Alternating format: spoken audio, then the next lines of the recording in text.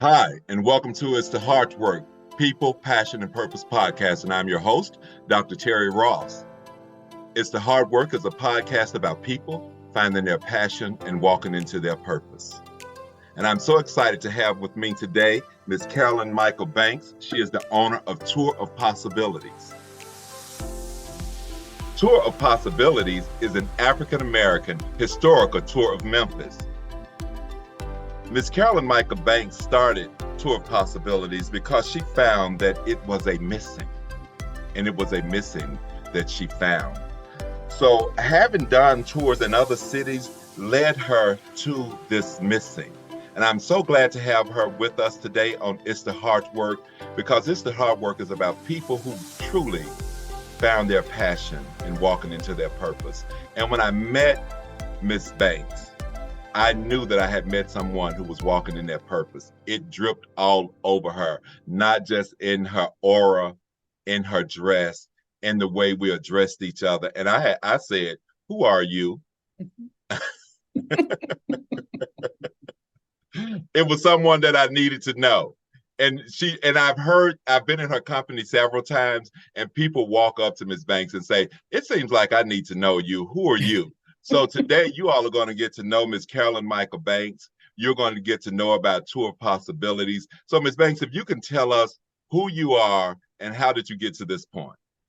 Well, first of all, thank you. And I'm so glad that we did connect. And I truly believe that I sit here because I've been divinely inspired to do so.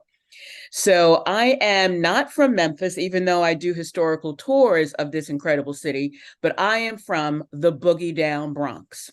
Okay. And being in in New York and being in this industry is something I had never thought of, didn't cross my mind. It was never part of a conversation.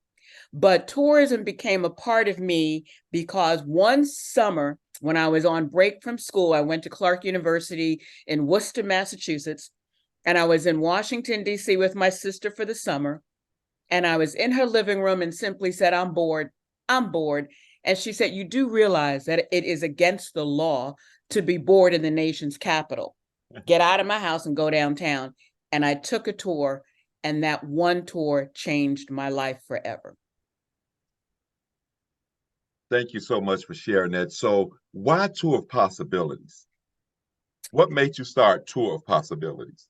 I started this company because of working for a national sightseeing company, where when I had been given the promotion to become the general manager of the DC operation, I decided to make some changes. And one of the changes was to add African American history to the script. What a concept, right? So Yes. here I am thinking this is the best thing since sliced bread. I did all the research, got everybody trained. I knew that the CEO was trying to get a hold of me. I knew was to pat me on the back. And so when he gets a hold of me on the phone, his question to me is, "What's all this black stuff?" And I said, "Oh my goodness, was there grease on the seat? Do I need to send somebody a check? I can handle that. I'm a good GM." And what he said was, and this is 1989, what he said was, "People are sending me letters, they're calling me because they are too uncomfortable with this information." And I said, "Well, this information is simply history. And our tagline is, we relive history." So I was simply trying to make sure that we did that in totality. Long Absolutely. story short, that wasn't exactly how he saw things. And even though he relocated me to Savannah, Georgia to open up that operation, and relocated me to Philadelphia, Pennsylvania to open up that operation, I eventually was downsized, out of a job.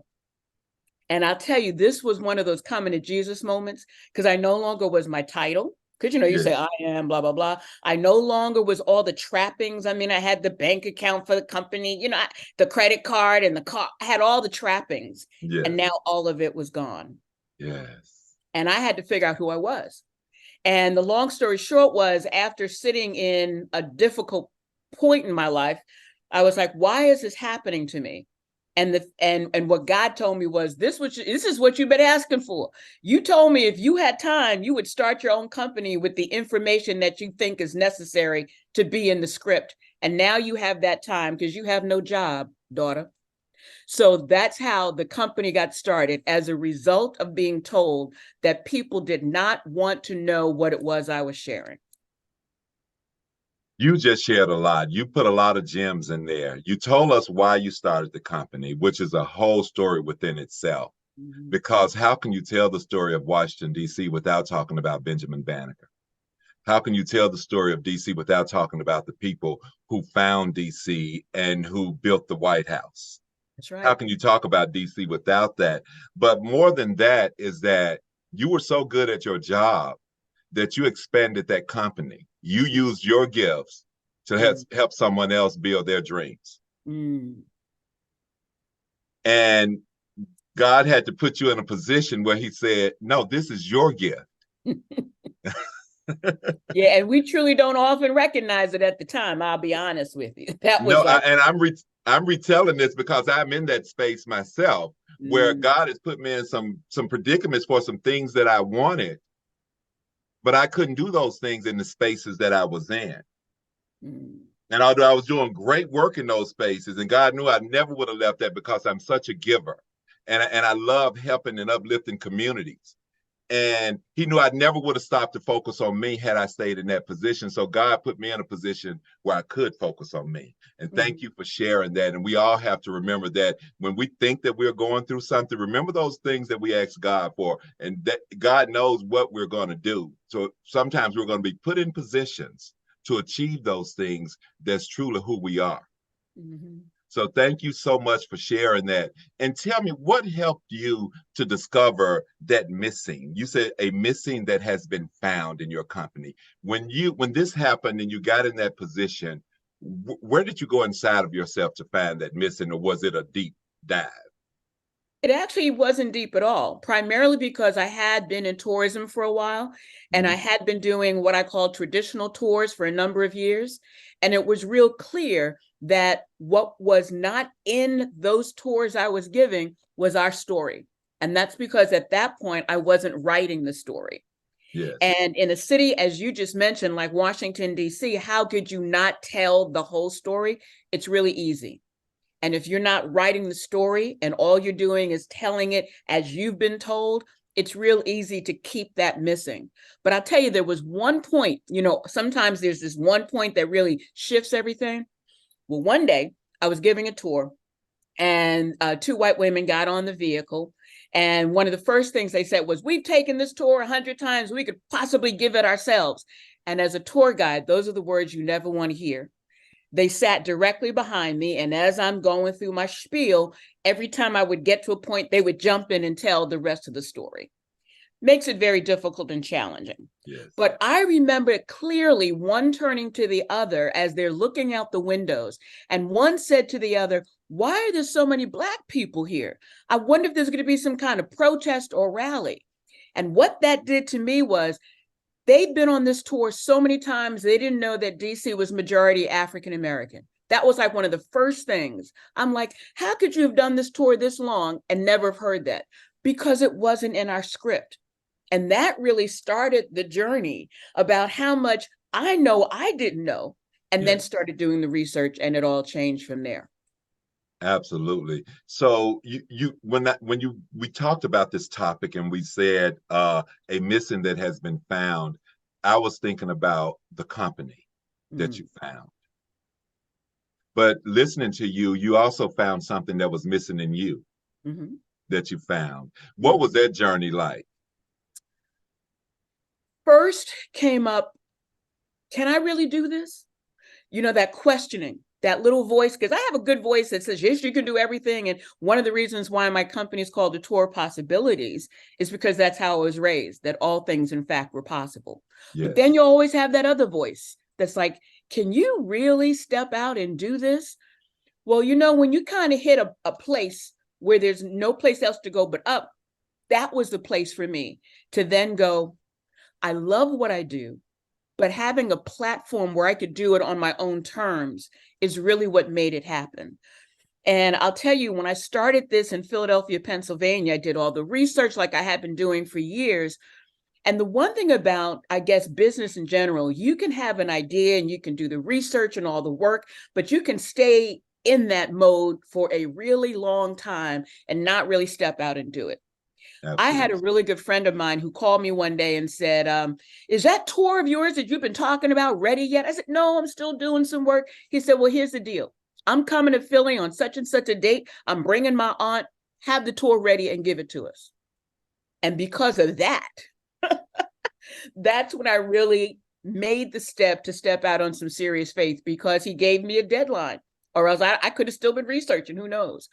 But that's how it really kind of got off the ground. It's amazing how we have so many natural gifts and talents, and we know how to go into a job and use it. But when it comes to us using it for ourselves, it's almost like we have to have it imposed upon us. We almost have to hit that rock bottom or put in a situation where we feel like there's no other way but up, and that up is coming from inside of us. Yes. And that's why it's important that when we're going through challenges, when things are happening to us, that we look for the gift, that we understand that nothing happens to us, everything happens for us. And if we look for the gift in it, it will happen. And because you had been making preparations for the tour, you hadn't finished it yet. But because you were almost there, someone said, we need it. And that pushed you to that deadline. So that's just a prime example of if you make a step,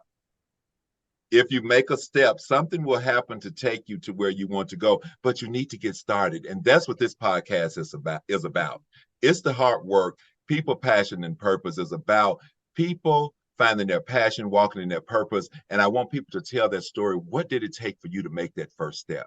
Because there's so many people stuck. It's so many people sitting and wondering, can I do this? Can I make that happen? Well, I'm here to tell you today, yes, you can. And Miss Carolyn Michael Banks is here to tell you, yes, you can, because she was in that space. She was at the top of her game.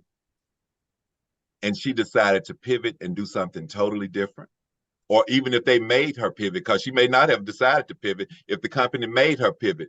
But if it's your destiny, you will arrive there, whether through choice or through force. So, Ms. Banks, tell me, why is it important that we tell the African-American story when we're telling these stories? History matters, bottom line. And we need to know what actually has happened in the past so we can get a clearer view of what's happening today. Because one of the things I have found is that sometimes we believe things are happening in a vacuum, and we sit there and we scratch our head like, how could this happen? Well, a lot of it is because of what's happened in the past. And even if we were to take my business out of the conversation, the whole fact that I do historical tours, when you think about relationships between you and someone else, history of that person is important. I mean, I learned the hard way not knowing someone's history, because it came back to repeat itself on me. So when I bring myself into what it is that I'm doing, I am so clear that what is the missing that we mentioned at the beginning of this is not knowing who we are. And often we don't know who we are is because we don't know who we have been. Yes. Which makes it even more challenging to see where we need to go. You know, there's a phrase that we tend to throw out, in fact, often, too often, but if you don't know your history, you're bound to repeat it. I get that. I get that. But where I sit, if we do know our history, perhaps we should be repeating some of those things. We have come through so much. Our resilience and what we've been able to do often needs to be duplicated at this very time. And I think specifically, especially since I'm not from Memphis, I was introduced to a book, and I'm not sure if you're familiar with it. And it's called The Bright Side of Memphis by G.P. Hamilton. Okay. The Bright Side of Memphis. And this was published in the early 1900s. And it talked about the professionals and all of the African-American, not all, but many of the African-Americans in this very community that were doing things that should not have been possible. But there was a book in the early 1900s to tell our story, our accomplishments, all of our greatness. And I'm telling you, if you can get your hands on that book, and you can see what we did in the late 1800s, early 1900s, And today we have all these resources, and some of us still sit back and go, oh, I don't know if I can. But that book, that one book, and there are many, but that one book will show you what we were able to do without all the resources that we presently have. And I love that you shared that, because that was pre-integration. That was pre-integration. And I wonder what has happened to us, because we've gotten so comfortable with the positions that we sit in now that we don't challenge anything. And we're not repeating a history, we're creating a history that we've never had. As And African not Americans, I don't know a necessarily time in right. history that we have been what we are now. And I've studied the history of the turn of the century, of the 1900s, and what we were doing coming out of Reconstruction, and what we did coming out of slavery. But even more than that, the history that we had uninterrupted and undisrupted by colonization and things like that. That bright and beautiful history that we have, that should be shared with our children, so that they can really truly know that time and time again we figured this thing out. Yes. Time and time again we rise. So it is important that we know this history so that we won't repeat it. But again, there are things that we do need to repeat. So thank you for sharing that. So why did you choose Memphis? Memphis kind of chose me. Awesome. Because I met a brother in Philly who happened to be from Memphis, who put a ring on it. Thank you, Lord. And he got me here to Memphis. And yes, I'll tell you, Memphis was not on my bucket list. I mean, born and raised in New York, living in Massachusetts for a while, then living in DC, and living in Savannah, and living in Philly. It just wasn't on my list. But as I said, divinely ordered, this brother walked into my job, and 2.5 years later, we got married, and he happened to live here in Memphis. And it's so interesting, because what I knew about Memphis before I arrived here was Elvis walked the planet. They really like barbecue. And unfortunately, this is where Dr. King was assassinated. That is all I knew. But when I started doing the research about this city, and realized the hardest part about doing a tour was seeing what I could eliminate in terms of time. I mean, there was so much information. Yes. There's things I just couldn't tell. Yes.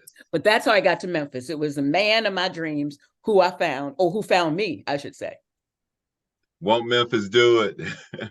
and it's so much beautiful and bright history here. And Memphis is just as vibrant as it has always been, with our music history, with the rich history of overcoming, and the rich history of resistance, in terms of, you know, we're going to be recognized, will not be denied. And that's one thing that I like about Memphis, is that Memphis will not be denied, and the resilience that's here. So what are some of the highlights that you share?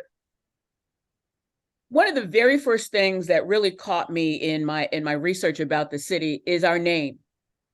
And the fact that our name comes from Mother Africa herself. When Memphis was named, and that wasn't until 1819, Memphis was named Memphis because of the ancient city in Africa that sat on the Nile River, and that our quote unquote founders, and it's so important that I put quotes around them, because you can't find something that someone else found before you. You can't be a founder. But what they did, they saw the greatness of that city in Africa, now known as Cairo, Egypt, and wanted that for Memphis. And I'm like, we are so connected to Africa simply by our name. And that was one of the very first things that really struck me and kind of went into my spirit. Because the other thing that does is, unfortunately, when we start talking about African-American history, we only focus on slavery, unfortunately, or that's where we start to tell our story. But the fact that we are named after a city in Africa allows us to start to at least look at the story starting so much further back than when we arrived here in Mass. And so I've been in Memphis 21 years, maybe longer now, 22 years. And I've just found it to be a very diverse, vibrant city. I found Memphis to have a history. Memphis is an international city with a very local vibe. Mm. And it's great to be able to have that locality. Like everyone is very proud of their neighborhood. Hmm. Everyone is very proud of their high school. Hmm. And that history, I love it when I'm in stores and I see maybe a 75-year-old with their Melrose shirt on That's right. or with their Hamilton shirt on. And Hmm. they're standing there talking to an opposing school and they're still having this conversation from 50 years ago as if it was yesterday. And you can see the love and camaraderie around it. How have you found that part of Memphis to be a boost for what you're doing now? It's really exciting because that very thing you talked about, it could be 75 plus years, but that energy is still there. And that is what gives me hope about our future because it has been here. People will talk about, as you mentioned, when you say where you're from, you're actually saying what high school are you from, and what neighborhood are you from?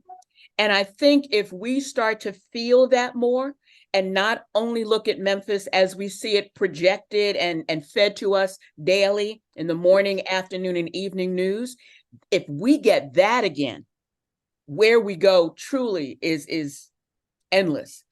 But we have to feel who we are more than what we're being fed every day. And I just think that pride that when you talk to people from Memphis, it exudes. Yes. And so we have to really get that back somehow, some way. And one of the ways we can, and one of the things that I get excited about when I give tours to Memphians is when I hear them say, I never knew. I never knew. How could that be here? So there's so much history hidden in plain sight that it is really an exciting place to be. That is awesome that you just shared that. So Memphians need to take your tour. This is not Yeah. just for visitors. This is for Memphians because there's a lot of hidden history in cities, and there are a lot of things that we just don't talk about. I mean, Mm-hmm. let's take Tulsa, for instance, that there were people who lived in Tulsa that didn't know about what happened in Tulsa in the 20s. Mm-hmm. Mm-hmm. So, and we know that there are some things that happened in Memphis that hadn't been talked about. Well, I can tell you that the future is very bright for Memphis. I'm in schools and I Mm-hmm. see the young people that's coming along and I hear them talking. I see their resilience. I see their determination. So we need to make sure that they're hearing from you, that they know that African American history in the city of Memphis, and they know an authentic version of that history and not Mm-hmm. just the version that we tell in textbooks. And mentioning textbooks, have you received any resistance because of what's happening across the nation with the history there, with the government not wanting us to tell the history in its authenticity and want us to like just tell two sentence versions of it or tweet Mm-hmm. versions of it? I personally don't get the pushback, and I there's a reason for that, I'm sure. Number one, when people who take my tour, they take it intentionally. When they're looking up tours of Memphis and they get to my site, it's real clear what it's about. So if this is something you don't want to hear or be involved in, they do not come on board. They don't. And I did that intentionally because I actually have spoken with people who said, well, maybe if you kind of couched what you do a little differently, maybe if you really focus on the music of Memphis, maybe I said, but that's not my purpose. My purpose is the history of the city. And the fact that we now have legislation in place that specifically says we don't want you to learn this, I believe my timing of what I do, again, was divinely ordered. Because even though I'm not a professor in a classroom, giving a tour is a platform that can at least start the conversation. Because a lot of people say, oh, we've got to get the youth on your tour. Yes, I get that. But I also want to get their parents on tour Yes. because conversations can happen when only one person knows something. So if the parents get it, and then the kids get it, and make it like a family affair if you have to, then we could perhaps have something else going on. Because the fact that people, not all, but some people are comfortable with these laws that are coming down and like, it's really okay if we don't talk about it. I'm like, that's where the red flag should be going up. If there's someone telling you they don't want you to know something, there should even be more of an outcry than there is today. Because what you don't know can hurt you, number one. Number two, what you don't know allows them to lie to you. Yes. So if you don't know what happened, they can tell you it didn't happen. Yes. And the other thing I really push for my guests who join me is to tell their own stories. You just mentioned Tulsa and how a lot of people who grew up in Tulsa never knew the story because they were told not to repeat what happened. They were told not to let that story continue. And if we don't start telling our stories, that will continue to happen. So I get excited. The reason why I get so excited about what I do is because I'm in the space with people who can tell their story. And there are Memphians right now today who have stories they need to tell because they probably will never end up in a history book, but their family needs to know. And here's a good example. When I stop, I make very few stops, but one of the stops I make on tour is at the I Am a Man Plaza. And that's the place right next to Claiborne Temple that highlights the 1968 sanitation workers, right? And now that I have more Memphians taking the tour, I've seen them get out of my vehicle, go over to the wall that has the names of the 1,300 sanitation workers, see their relatives' name, perhaps for the first time, because a lot of people don't even know that space exists. And then they would share with me that they did not even know that their uncle, great uncle, grandfather was part of the movement because no one in the family was telling the story. And a lot of times I have found that we don't share the story because we don't want those who've come after us to know the pain we went through.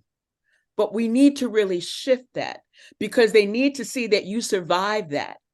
And that looking around us now, we can survive and thrive and do extremely well, regardless of what's around us now. So we've got to tell the story, and doing what I do allows me to do that. Well, you took my last question, which was why should we take your tour? Mm-hmm. Would you like to expand more on it?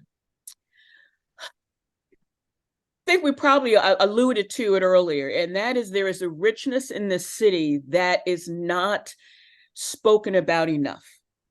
It is a place that where when you talk about slavery, for example, you're not even talking about what comes to mind, which is agricultural in nature, but we had domestic slavery here in our city.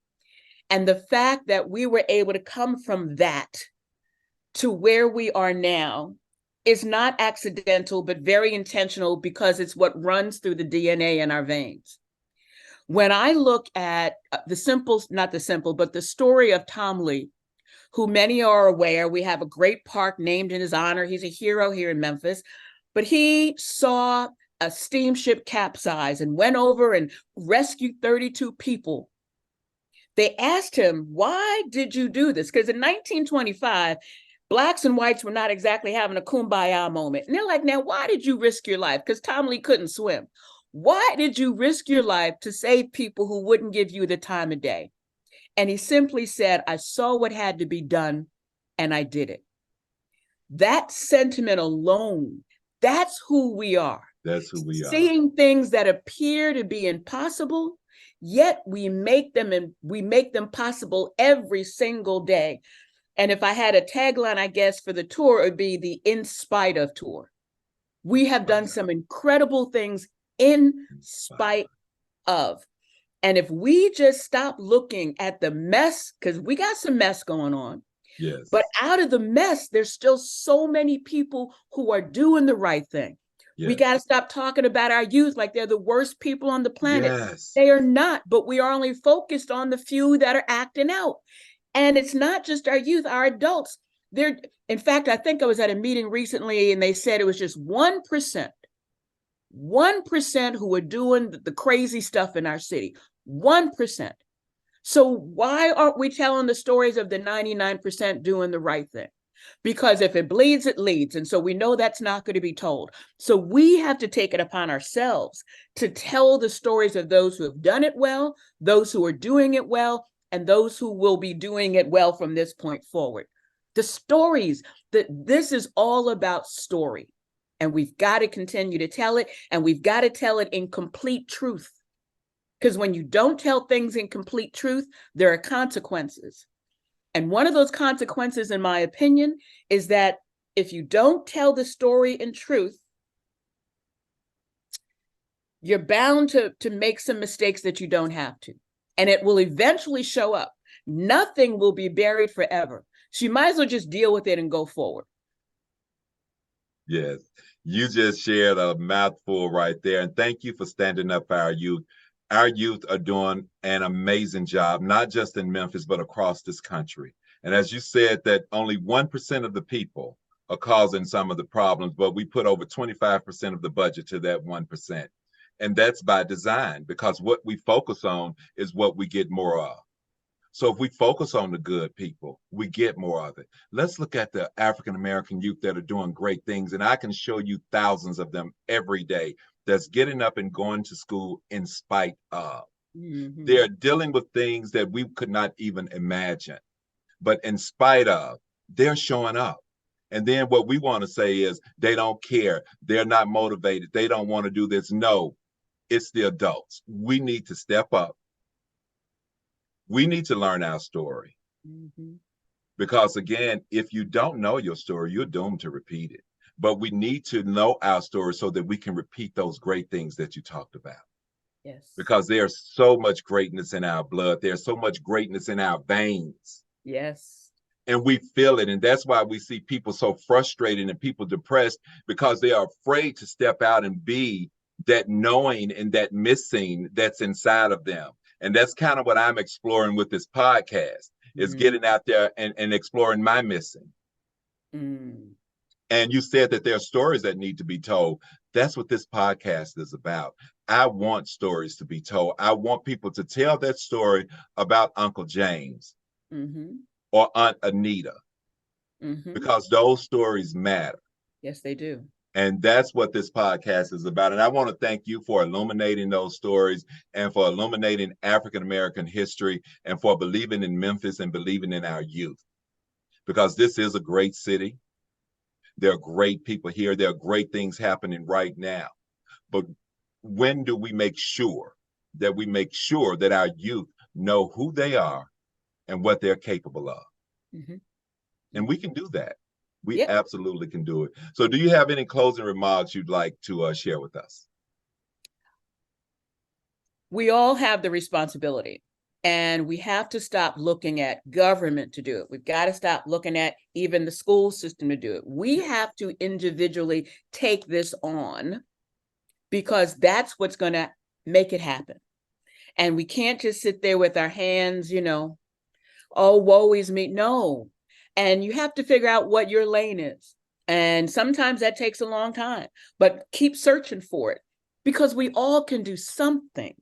It doesn't have to look like the person next to you is doing. It could be what you were placed on the planet to do. And I believe we were all placed here to do something. As my mother would say, you were placed here not just to exchange air. You have a purpose. Yes. Figure out what that purpose is and then go from there. So my final words is figure out what it is you need to do, because since you're going to be here for a minute, we don't know how long, do it the best way you know how. Thank you so much. And you shared an opening that you had something on this shoulder telling you, do this, open your own business, you can do it. And then there was something on this shoulder saying, can you do this? Are you sure? Are you ready? You chose to focus on, do this. You can make this happen. So what we focus on, people, is what we get. And you can do it. I believe in you. Let's make this happen. Whatever your dreams are, start today. Set a goal, make a plan, and get started. I want to thank Ms. Carolyn Michael Banks, who's the owner of Tour Possibilities, for joining us today and sharing her story and why she's doing African American tourism in Memphis, a missing that has been found, a tour of possibilities. Thank you so much, Ms. Banks. And thank you all for joining me on this The Hard Work, People, Passion, and Purpose podcast. I'm your host, Dr. Terry Ross. And remember to enjoy the journey, because someone wishes they were in your shoes. Thank you.